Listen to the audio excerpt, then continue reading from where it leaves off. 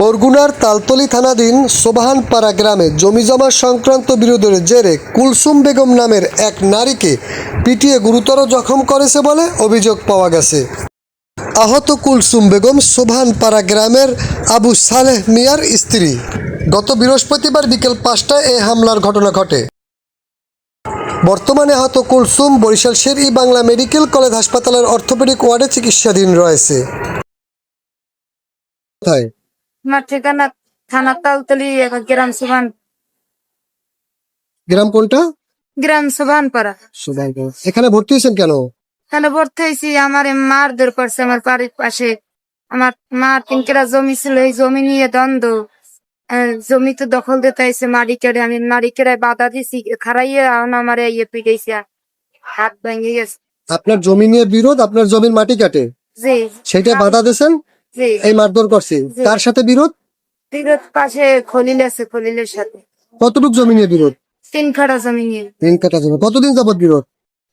এটা দেখা গেছে আরো 2 মাস আগ হইতে একবারে আমার বাইরের ঘর বাড়ি ছিল এর মধ্যে, সেই ঘর বাড়ি ভাঙ্গিয়া ওরা বেড়া দিয়ে নিয়েছে। আমার ভাই বাড়ি ছিল না, আমি একা ভাই ছিলাম। আমি বাধা দিছি, আমার প্রথমবারে সাপল দিয়ে লড়াইছে, আমি মানে তারে যাইনি। আমার একবার গেছি বাধা দিতে, ঘর বাড়ি ভাঙ্গে আমার সাপল দিয়ে লড়াইছে।